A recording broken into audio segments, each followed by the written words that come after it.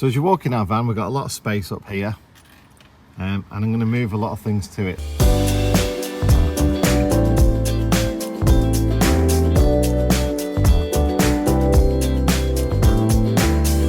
So on this side, I'm going to put an extra 4 bank of switches like that there.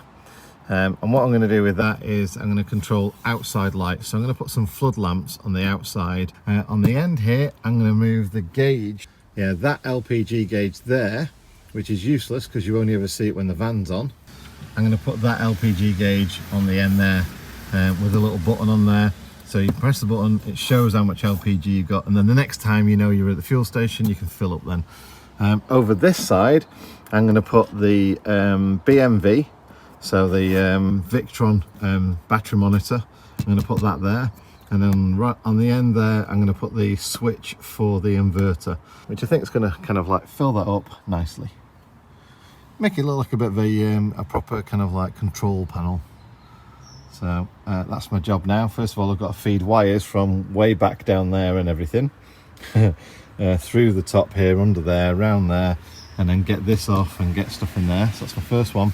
The second one, which is going to be the most difficult one, is to disconnect that, pull all the wires through, and then get the wires from essentially under me there where the LPG tank is, and then get them up through there and back into there. It was bound to happen, and that is that the cable that's running along for the display for the LPG somehow gets snagged under this area.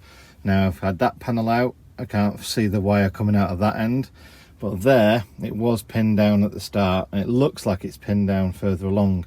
I've put the camera down there, taken some pictures, and would you believe it, that's a void. There is nothing under there whatsoever, which is just a massive waste of space. Look at it, it's quite thick. I mean, look. And that's just wasted all that space under there. They've wasted it just by putting a platform.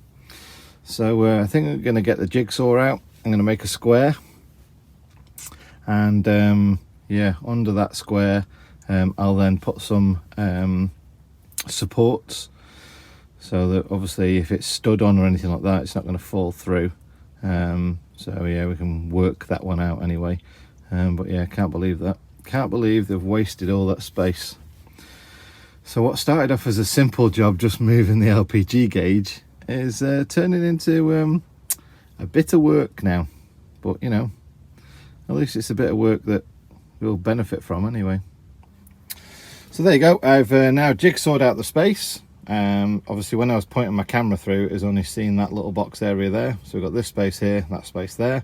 I'll put a little bit of a support underneath there, so when I finish making all this a nice neat panel, I can just drop it down on there, and then if somebody kind of like, you know, puts the leg on that side, it won't tip it up or anything like that.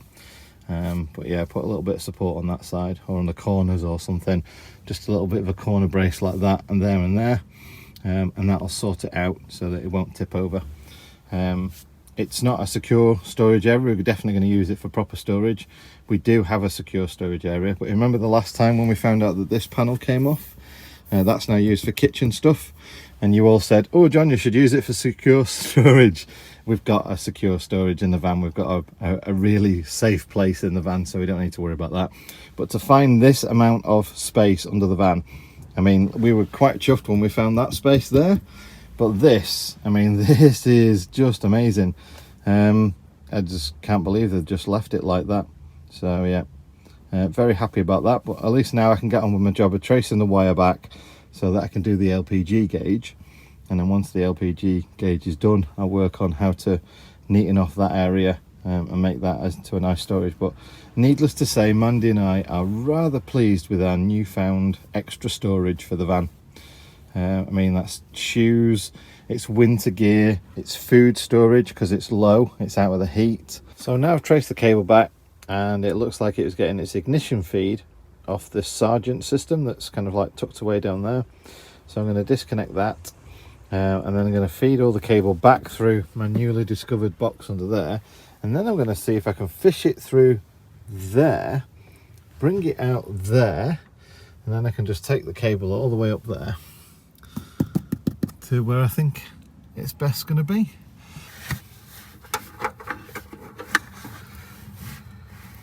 So I've got the little fishing rod there, so I'll put my cables through there, and then it comes out there, which means I can then put it straight up there. Love it. So we've got the cable, we're nearly there. Got it routed all the way under there for the new storage area. So it's got to go all the way up there, it only gets to there. And I think even with the extra wires that come with it, I think that's probably still not going to reach by the time I wind it around everything. So I need to put a little bit of an extension on there. Still raining outside, but at least I've got the canopy up, so I'm keeping this area a bit drier while I do all this. So that's it fitted now.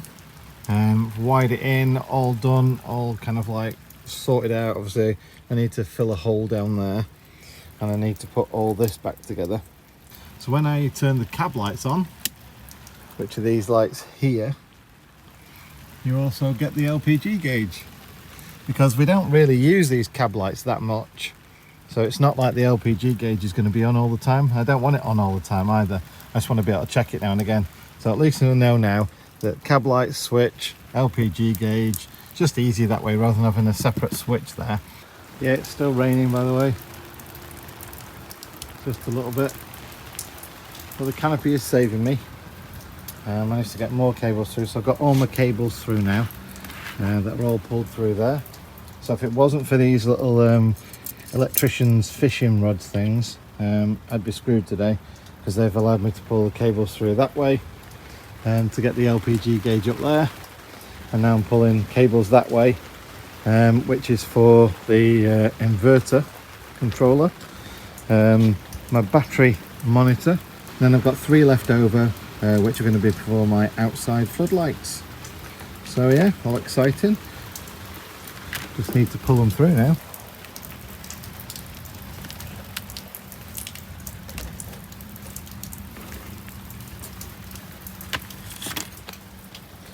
I'll find out which cable does what when I wire it up, don't worry. So that's everything finished off now, so we can put the inverter on from there. We've got the BMV all set up, the iNet trimmer system, lights and switches, the Sargent system.